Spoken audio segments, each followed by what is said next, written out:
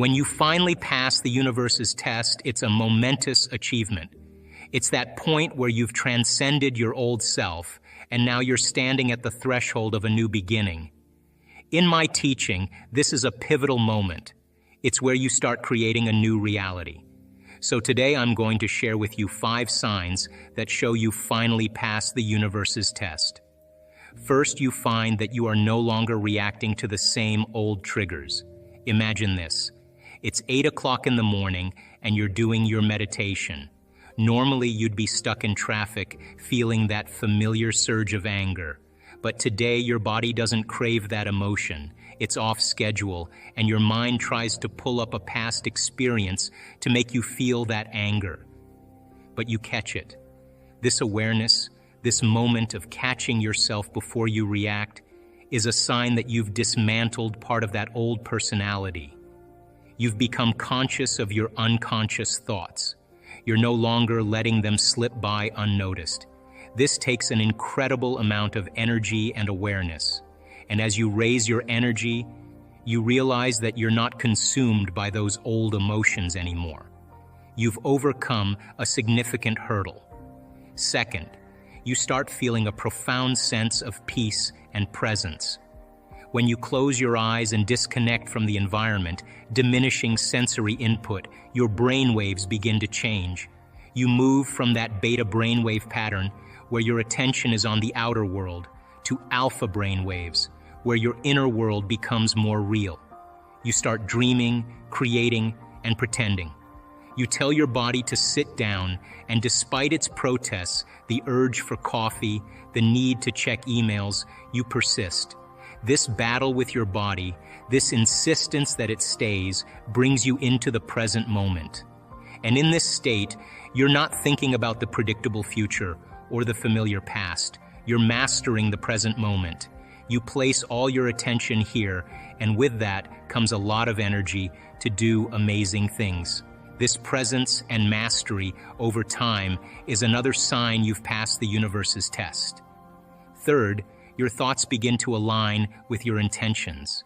This is a significant shift that happens when you start asking yourself meaningful questions like, who am I going to be when I open my eyes? How am I going to make a difference today? These questions help you focus on the kind of person you want to become and the impact you want to have. It's like setting a course on a map for your day, giving you a clear direction. When you ask yourself these questions, you start rehearsing your actions mentally. You imagine how you will act, what you will say, and how you will feel. This mental practice is powerful because your brain doesn't know the difference between actually doing something and just thinking about doing it. If you visualize yourself confidently speaking in a meeting, your brain experiences it as if it's really happening. This mental rehearsal installs new neurological hardware in your brain. Think of your brain as a computer. When you repeatedly think about and visualize positive actions, it's like installing new software that helps you perform better. Your brain starts building new connections and strengthening existing ones to support these new thoughts and actions. Over time, your brain shifts from being a record of the past, filled with old habits and patterns, to becoming a map to the future, guiding you towards your goals. By consistently rehearsing and aligning your thoughts with your intentions, this new hardware in your brain becomes a software program.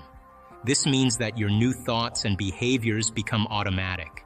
Just like how a computer runs programs without you having to think about it, your brain starts running these new positive patterns on autopilot. You start acting like a person who has already achieved their goals because, in your mind, you have already lived through those experiences. This shift in your thoughts and actions signifies a profound transformation in your brain circuitry and chemistry. It's a clear sign that you've passed the test the universe has set for you. When your brain changes, your life changes. You begin to notice that your actions are more in line with your intentions. You find yourself naturally making choices that lead you towards your goals. For example, if you intend to be more compassionate, you might start your day by imagining situations where you can show compassion. You visualize yourself being kind and understanding. As you do this, your brain starts to recognize and reinforce these behaviors. When you encounter real-life situations, you naturally act with compassion because you've already rehearsed it in your mind. This process also affects your brain's chemistry. Positive thoughts and mental rehearsals release chemicals like dopamine and serotonin, which make you feel good and motivated. These chemicals help reinforce the new neural pathways you're creating, so not only are you changing the structure of your brain, but you're also creating a positive feedback loop that keeps you on track. Another important aspect of this transformation is the reduction of stress.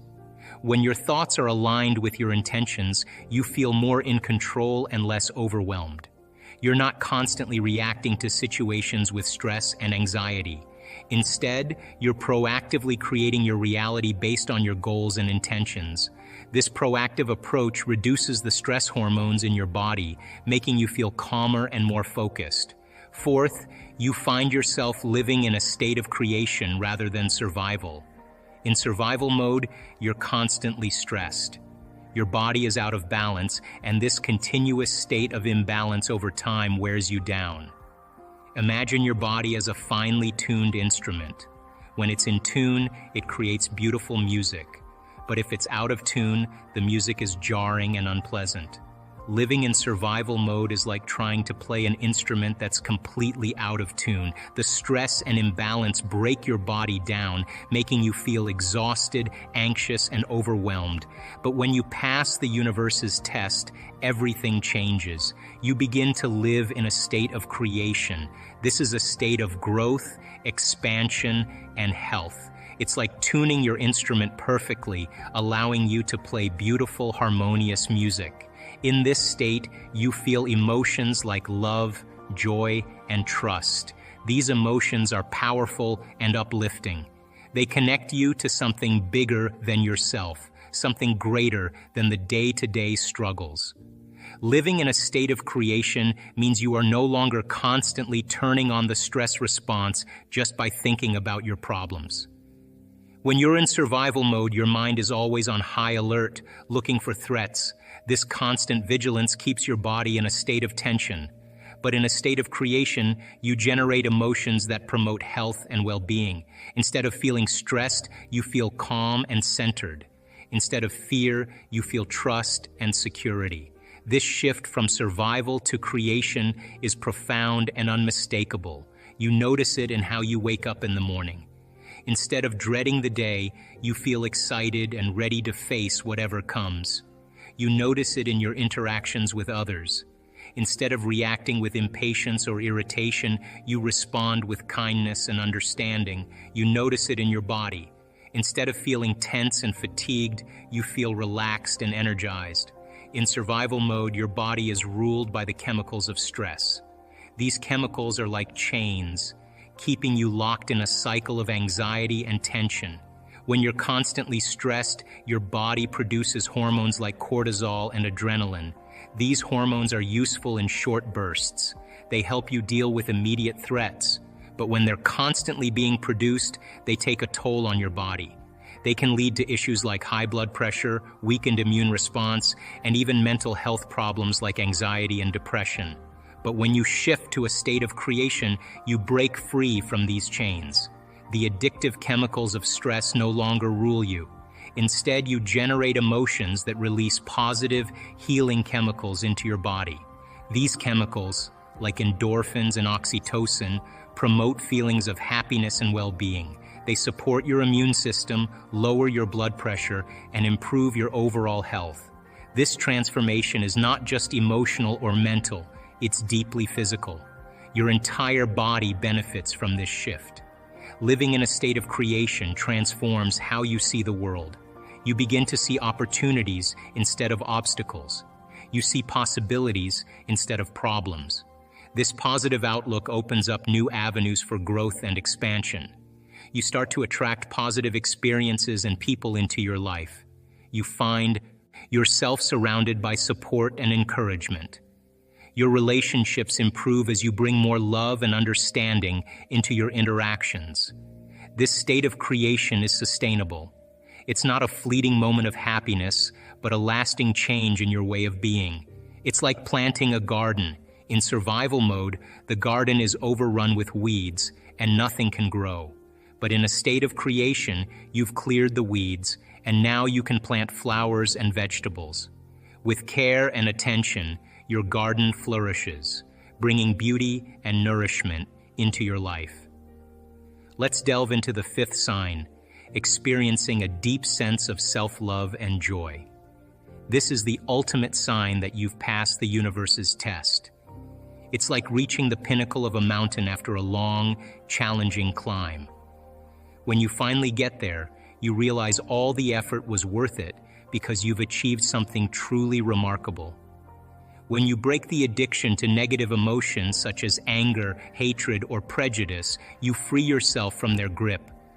These emotions can hold you back, keeping you stuck in patterns that don't serve you. Imagine carrying a heavy backpack filled with rocks. Each rock represents a negative emotion or a limiting belief. Over time, this backpack weighs you down, making every step difficult. But when you remove these rocks one by one, the load gets lighter. Eventually, you feel free to move easily, to breathe deeply, and to enjoy the journey. This process of letting go of negative emotions is like removing the mind from the body. It means not allowing your mind to be controlled by old patterns and automatic reactions.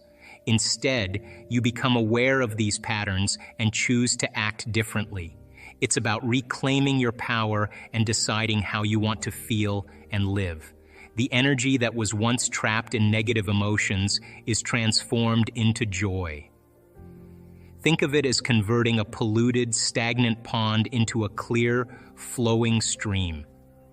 The stagnant pond represents your mind and body filled with negative energy. It's murky, unhealthy, and doesn't support life. But when you clear out the pollution, the water begins to flow freely, bringing life and vitality. This flowing stream is your new state of being, filled with joy and positivity. This transformation of energy is what true self-love is all about. It's about treating yourself with kindness, compassion, and respect.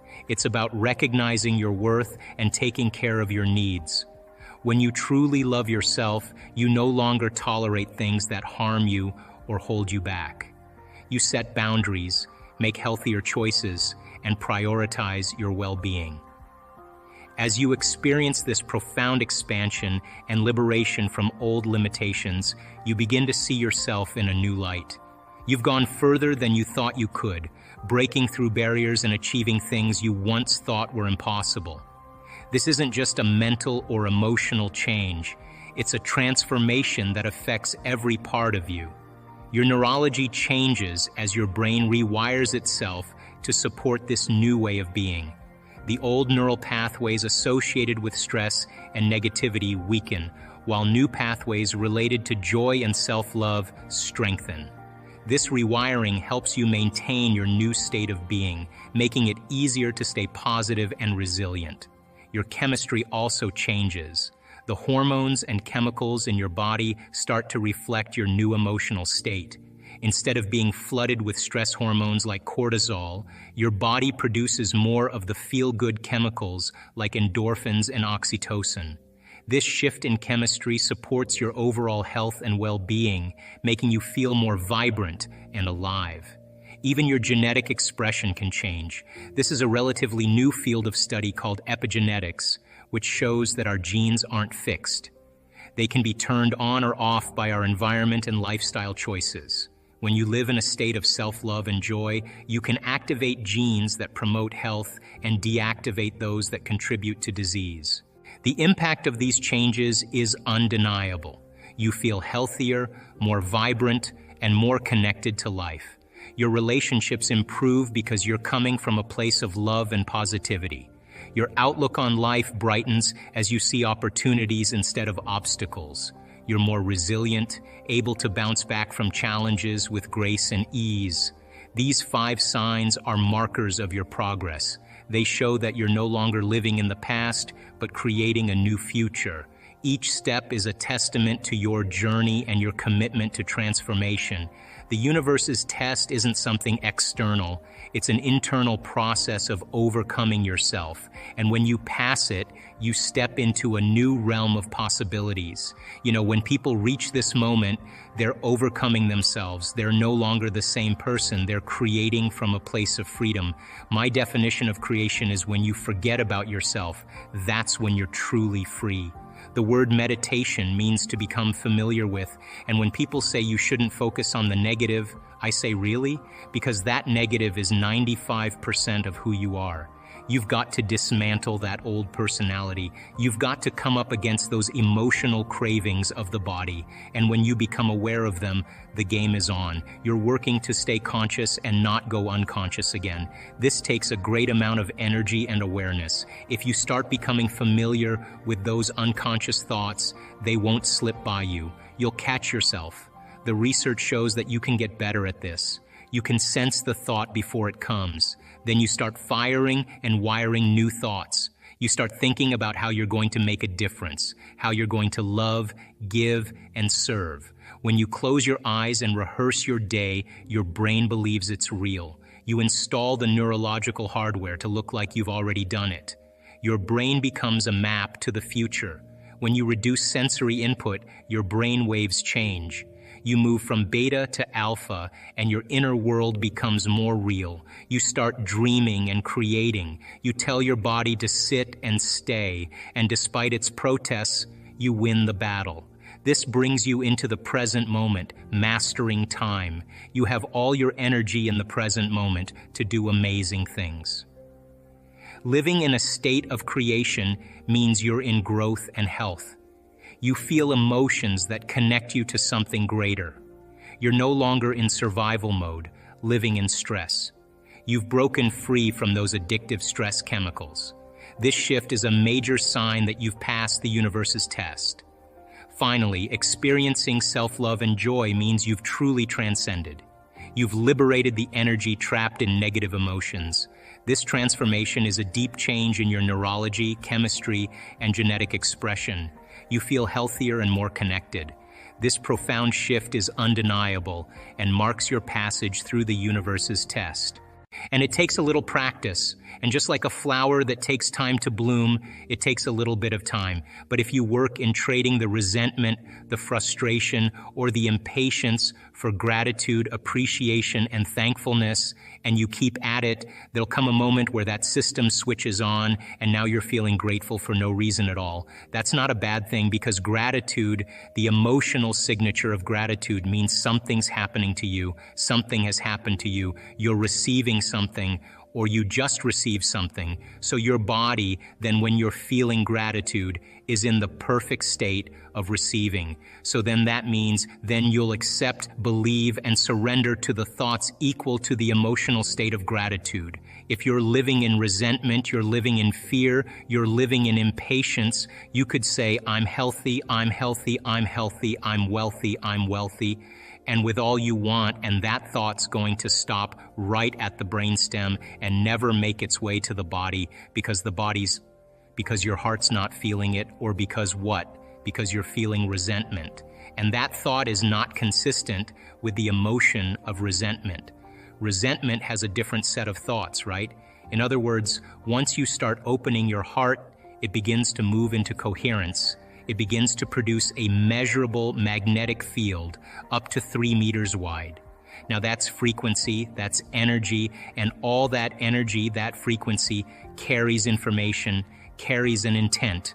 So then, when you're feeling gratitude and your heart is open, you're broadcasting energy into the field. A frequency. You lay the intent of the thought of your health or your wealth. That frequency can carry the thought of your wealth. It can carry the thought of your health. If you're suffering, you can't eat. Suffering does not carry, that energy does not carry the thought of your wealth. It carries a different set of thoughts. So then, we're teaching people how to self-regulate. Because if you're going to believe in that future that you're imagining with all of your heart, it better be open and activated, and you better know how to self-regulate. And you have to know the moment you disconnect from the energy of your future because of some circumstance in your life, and you lose that feeling. If you're practicing it on a daily basis with your eyes closed, then the next level is to be able to open your eyes and do it right in the moment, and be able to self-regulate and change the frustration from some experience in your life back to the energy of your future. Now, that requires great awareness and great effort. But if you have a community of people that are practicing this on a daily basis, and they're connected to their future, because that's where their mind is, they begin to want the future more than the emotions of the past. So we've done enough measurements now, Louis, to know that we can teach people how to do that, and we have evidence that people can sustain it for 45 minutes to an hour. It's a skill now. They know that they know how to do it. So now they have brain coherence and heart coherence. Well, once the heart begins to become orderly and coherent, it acts as an amplifier, and it drives energy to the brain. So now the brain is getting more energy once the heart is open, and then you're thinking a different set of thoughts, and those thoughts produce different chemicals for you to feel more of that. And here comes nitric oxide from oxytocin, and all of a sudden your heart literally starts to swell. It literally begins to open up, and there's more energy going there, and now you're coming from a different level of mind. Right? When you have coherence in the brain and heart, you have a laser of energy, and it could read information much better. You're living in stress, and your brain is shifting its attention from one person to another problem, to another thing, to another place to go. Each one of those things, there's an assignment of neurological networks in the brain. So the arousal of the stress hormones drives the brain into this high frequency, and you're trying to control and predict everything in your life, and your brain circuits are firing like a lightning storm in the clouds. When your brain's incoherent, you're incoherent, and you don't have a signal. You don't have a Wi-Fi signal. You're not connected to the field. How could you connect to energy and information if your signal hasn't become orderly? So then when people synchronize their energy into coherence, they can synchronize to a possibility in the future. And the synchronicities that are feedback from the environment are just a reflection of your energy. And that's the universe saying, follow the breadcrumbs, do it again, follow it again, do it again. And now all of a sudden the person's not waking up in the morning like, oh, I've got to meditate now to create my future. That's the work right there. That's the part you have to overcome. So some days you just kind of slip in and it's magic because you've been practicing, like having a great golf game or a great tennis game or a great run or a great session of knitting. You're in your groove. Other days you got to work a little bit more for it. And for me, what I've learned is those hard days, the days that are the most challenging, are always the most rewarding. Because now you're uncompromising to an outcome.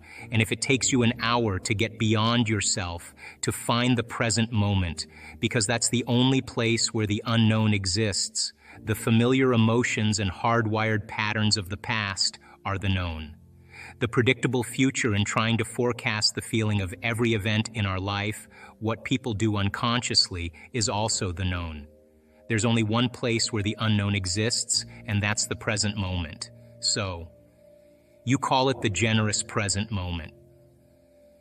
Yeah, and I've just done it enough times, and there are plenty of people in our work that have done it enough times to know when you're there and when you're not. And when you're not, it's very obvious because you've been there enough times. So you're separating your old story from yourself, and you're separating your focus on the future, and you're being present. It's just like hitting a tennis ball in a sweet spot. You lock in the something, and that wholeness starts to happen, and now you're no longer creating from polarity or duality or opposites. Like, people, they create when they see they don't have something. Whether, hey, nice suit, I want one of those, right? And the moment I see that you have a nice suit and I start thinking, I want one of those, my brain naturally starts putting me in the equation. Next thing you know, I'm wearing your suit. Well, that's because we're wired to do that. So then we have this natural ability to create. The problem is after you imagine that, you open your eyes and you don't have it, people experience more lack. Well, we're not that good yet. So then, the act of practicing enough times and beginning to create the state in which you're so connected to the energy of your future. Now think about this. You're so connected to the energy of your future, you're no longer looking for it or waiting for it. You feel like it's already happened. The moment you get upset in traffic, the moment you start judging a coworker, you just disconnected from the energy of your future, and now you're back to the energy of your past. Now, if you tell me it was that person that did it to you, I'd say to you, oh, you're back to the unconscious program of being a victim again. So then, the person then goes, oh, when did I fall from that state? When did I lose it? Oh, it happened at 3 o'clock today. The next time that happens, what can I do differently? Now the person's moving through their challenges in their life with coherence, with rhythm. They're starting to begin to make strides, and they're no longer knee-jerking to the people in their life that they've used emotionally to reaffirm their identity. Now this is the work because you look around to see if anybody's doing it and you don't see anybody else doing it. It's kind of this lonely moment where you're realizing that I'm the only one doing this.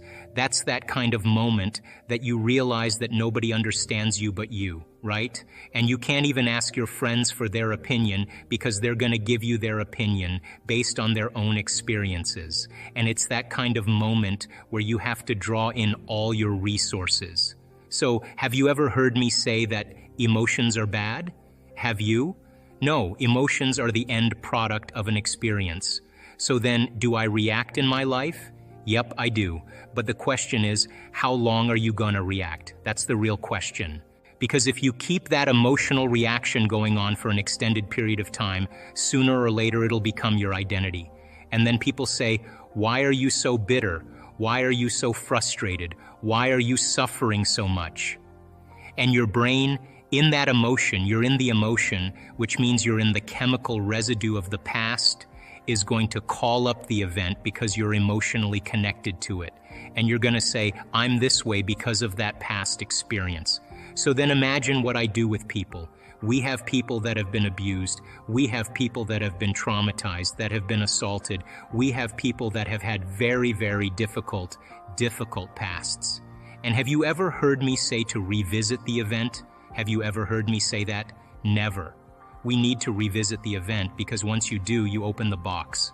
But what we want to do is overcome the emotion because that's just what's lasting from the event. So you sit a person down, and the moment you sit them down, what do you think the body's going to do? It's going to look for something to recreate that emotion because that's the person's identity. Are you with me still? So if I make the person, if I inspire the person to sit there, and they're sitting there, and all of a sudden they're noticing that they're hot, and they're irritated, and their stomach is twisting, and all of a sudden it's a group of sensations, a group of feelings that they have called all along frustration. But the different sensations, the moment you name it, it becomes an emotion. But what it is just bodily sensations. It's energy that's stuck in the body. So the body is looking to go back to the past. It's believing it's in the past. Are you with me still? So if the person becomes aware that their body is doing that, and like training an animal, allow the body to feel that emotion and then settle it down into the present moment. When you settle it down into the present moment, the body starts to trust the present moment and move out of the past. And there's a release of energy. Then the body goes, wait a second, what's going to happen in the next moment? And it starts doing that. And it starts to try anticipate the future. And you settle the body back down into the present moment. And every time you do that, you're telling the body it's no longer the mind, that you're the mind and your will is getting greater than the program. And all of a sudden, you start to lower the volume to that emotion. And when you begin to break the addiction to that emotion, the side effect of breaking that addiction is called joy. It's called freedom. All of a sudden, the body's saying, I don't want to be tormented anymore. Now, does that mean you shouldn't grieve over things that you lose? Grieving is a biological process. That's why you're saying it. So the subconscious is 95%. So more than likely, your body is going to do exactly what it's programmed to do. So what's the relevance of that? Well, people say, I want wealth, but they're programmed into being unworthy and lacking. So then as they begin to do the meditative work, and they start opening their heart. I was just talking to someone yesterday. The hardest part of everything we're talking about is simply making time for it. That's it. It's about setting aside some time for yourself to focus on improving your life. For a short while each day, either in the morning or before bed, ask yourself, what is the best version of myself I want to be today? Promise yourself you won't get up until you feel like that person. Then work on overcoming any limitations that come up. People often think self-love is about treating yourself to things like manicures or fancy cars, but that's not true self-love. True self-love is when you sit with yourself and work on changing deep-seated thoughts, beliefs, or emotional habits from your past. This kind of self-love involves pushing through pain, fear, and sadness to reach joy and freedom. These emotions are just trapped energy in your body. When you break free from these emotional chains, joy follows naturally. When you free yourself from old emotional habits, you open up new energy for creating a better life. As you start to love and respect yourself, you also begin to understand and empathize with others. Your new perspective allows you to connect with people without reacting in the same old ways. The key is making time for this process. Imagine starting each day by deciding who you want to be, and don't get up until you feel like that person. As you train your mind and body to match this new state, you'll find it easier over time. A new state of being means a new personality, and a new personality means a new reality. Changing how you think and feel is like rewiring your brain. Some people use substances to change their brain chemistry, but true change comes from within. You have to want to change deeply. No one can force you to change. It has to come from your own desire. Some people make dramatic changes quickly because they decide firmly to do so. This decision changes their chemistry and biology. Similarly, strong faith or intense emotional states can influence your physical reality. To make lasting change, you need firm intention and understanding of how to shift beyond just conscious thought. Your mind's old habits are strong, but with practice, it's possible to recondition your body to support new thoughts and feelings. The latest research shows that we're not stuck with our old ways forever. Our brains and bodies are adaptable. When you think about who you want to be, your brain starts working to resolve this goal by connecting different neurons and creating new understandings. This is called intention. As you learn and practice new ideas, your brain builds new connections. Mentally rehearsing new behaviors helps your brain prepare for the future. By focusing on new patterns, you start thinking and acting in line with those patterns. You don't wait for success to feel gratitude or love. Instead, you start feeling those emotions now, and your body begins to believe it is already living in that future.